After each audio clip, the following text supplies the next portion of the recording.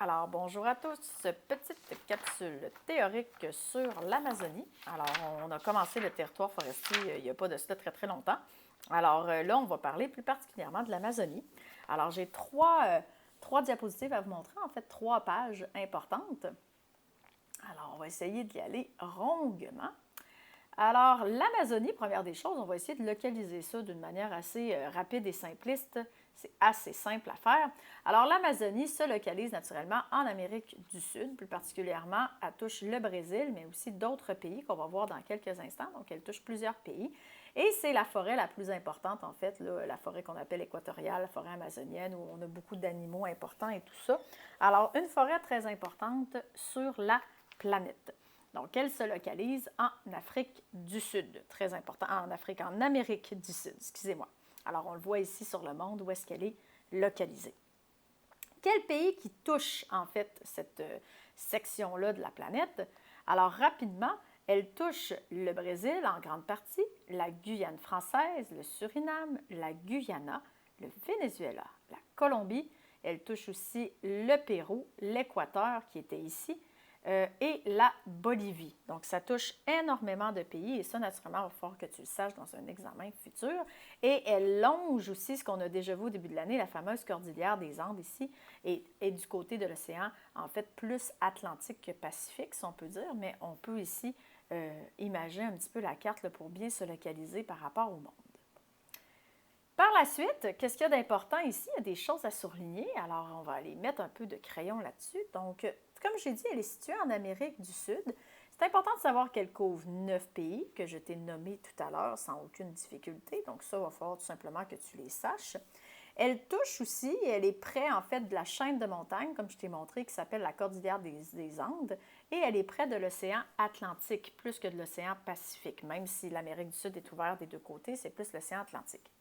Elle s'étend sur 5,5 millions de kilomètres carrés, donc c'est vraiment énorme, on dit même que c'est le poumon de la planète. Et ça couvre 30 de la superficie de l'Amérique du Sud, donc c'est énorme. Et c'est aussi un endroit où les Autochtones, en fait, il y a des aborigènes qui habitent, en fait, cette forêt amazonienne-là et qui sont leur endroit, en fait, pour vivre. Alors, naturellement, quand on la coupe, c'est un des enjeux primordiaux, ça peut amener plusieurs problématiques. En ce qui concerne le climat là-bas, donc naturellement, si on a une forêt aussi luxuriante, c'est en fait parce qu'il fait chaud toute l'année. Donc, si on a la courbe de température moyenne, donc 28-30 degrés à longueur d'année, mais les bandes ici, qu'on voit, là, toutes ces bandes-là ici, c'est les précipitations. Donc, on voit qu'il pleut régulièrement là-bas. C'est ce qui permet justement d'avoir une végétation aussi luxuriante. On dit qu'on est dans un climat équatorial et que cette humidité-là et cette chaleur-là est élevée toute l'année, pendant même 9 mois par an, ce qui permet justement d'avoir des gros arbres et une végétation très importante et beaucoup d'animaux importants aussi. Ça vous va? On va changer de diapositive, on s'en vient ici. Alors, on va tourner de page. Alors, c'est parti. Alors, première des choses, Manaus ou Manus, j'ai vraiment de la misère à chaque fois à dire ça, le Manos, je pense que ça se dit tout simplement Manos. Là. Des fois, j'essaye de faire ça mieux, mais finalement, je me trompe plus que d'autres choses. Alors, Manos, en tant que tel, c'est la capitale, si on peut dire, dans un certain sens. C'est la plus grande ville, si on peut dire, d'Amazonie, avec près de 2 millions d'habitants. Donc ça, c'est important. On a vu une image ici, c'est quand même assez occidentalisé avec des buildings et tout ça. Qui habite l'Amazonie? Donc, c'est important de marquer qu'il y a 28 millions de personnes qui habitent quand même dans la région de l'Amazonie. Il y en a qui sont plus reculés que d'autres, mais on a quand même des grandes villes assez imposantes à cet endroit-là. Il faut comprendre que la forêt amazonienne est habitée par une communauté autochtone très importante qui est là depuis des millénaires et qui fonctionne beaucoup et qui se nourrissent. Dans le fond, c'est des groupes qu'on peut dire des chasseurs nomades qui se déplacent en fait en fonction des gibiers, en fonction des choses qu'ils trouvent tout simplement pour se nourrir. Donc, ce sont toujours en fait des nomades. Par la suite, alors comment exploite-t-on cette forêt amazonienne-là? Alors, rapidement, l'industrie forestière, en fait, c'est celle qui fait le plus de dommages au Brésil, d'accord? Parce qu'on coupe énormément le bois dans la forêt amazonienne, donc parce que c'est du bois de qualité, du bois un petit peu précieux qu'on peut construire, en fait, des choses importantes. Pour la pharmaceutique aussi, c'est important. Donc, naturellement, beaucoup d'industries forestières au Brésil et dans la forêt amazonienne. Alors, ce qui est important ici de marquer, c'est que qu'est-ce que les usines, en fait, ils font? C'est une scierie. Donc, qu'est-ce qu'ils vont chercher? Ils vont chercher les planches et les contreplaqués pour la construction, entre autres, de maisons, des meubles ou des produits de menuiserie un petit peu plus de haute qualité et, naturellement, la fameuse pâte et papier qui est très importante, dont l'exploitation de l'eucalyptus, entre autres. D'accord? On va aussi beaucoup transporter le bois. Donc, ça, c'est important. Quand on exploite la forêt amazonienne, on va chercher le bois. Une fois qu'il a été cherché, il faut le transporter. Alors, comment qu'on transporte tout simplement donc, de la forêt amazonienne aux endroits importants? Donc, le seul moyen de transport était le bateau à l'origine qui permettait de naviguer sur le fleuve Amazone et sur ses affluents. On peut toujours l'utiliser, en fait.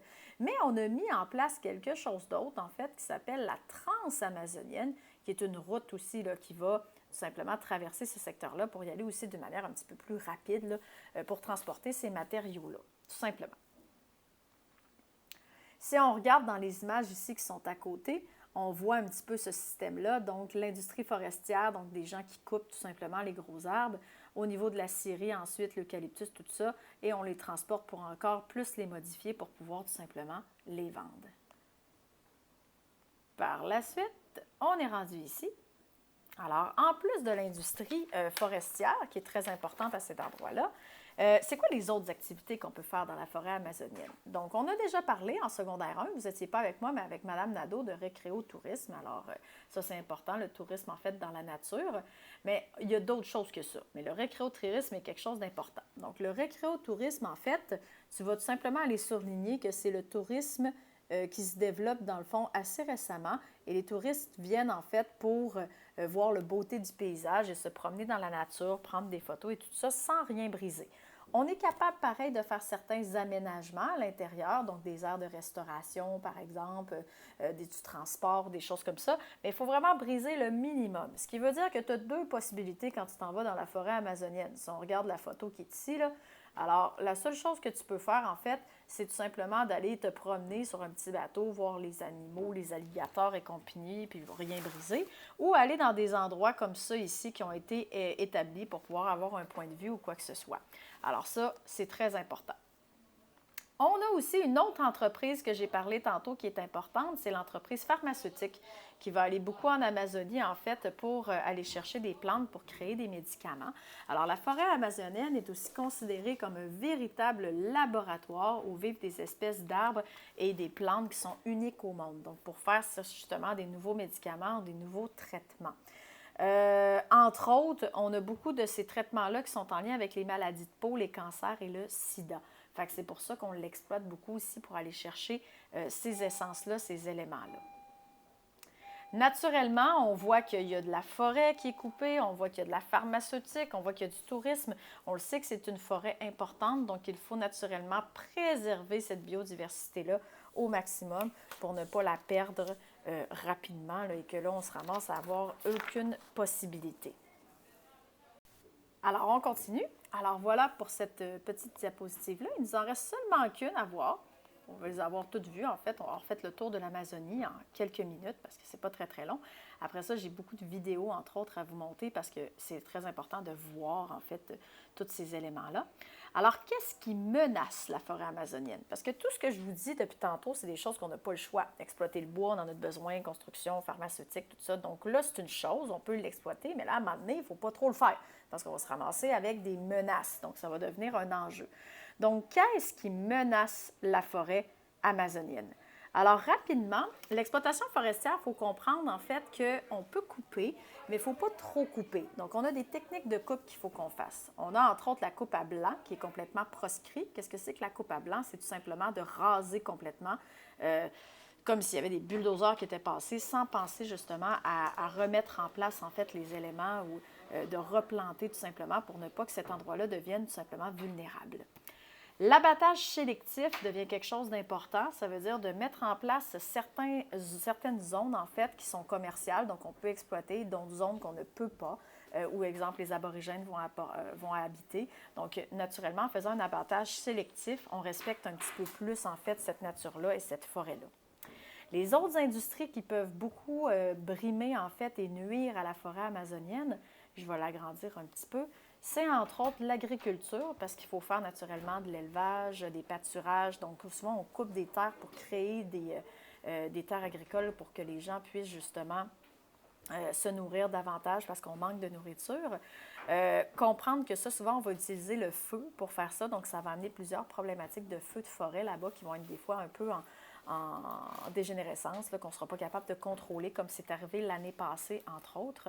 Il y a les entreprises minières aussi qui veulent aller chercher, bon, que ce soit des ressources de diamants, de l'or, du zinc, du cuivre, quoi que ce soit. Donc, on a plusieurs ressources à l'intérieur de la Terre. Donc, les entreprises financières aussi, ou plutôt minières, veulent aussi aller chercher ces choses-là. Ce qui va créer ce qu'on appelle de la déforestation. Et naturellement, la déforestation, bien, ça nuit énormément à la forêt amazonienne. Alors, il faut faire attention parce que d'ici 2050, on risque d'avoir plusieurs problématiques. Dans les images ici, on voit justement là, les éleveurs qui brûlent. Là, on le voit ici, je vais te l'encercler. Alors, les éleveurs qui brûlent des terres pour pouvoir créer justement du pâturage pour les troupeaux de bœufs ou des choses comme ça. Et on voit tout simplement à côté la fameuse coupe à blanc là, qui rase sans tenir compte d'aucun espace sélectif ou en faisant plus ou moins attention. Et ça, la coupe à blanc, il y en a partout sur la planète, pas seulement en Amazonie, mais en Amazonie, c'est quand même un problème majeur. Alors, je vais terminer ma capsule explicative avec cela. Vous allez avoir plein de vidéos qu'on va écouter en classe, qu'on va regarder, qui parlent en fait de ces problématiques, de ces enjeux-là, de qu'est-ce qui se passe en Amazonie.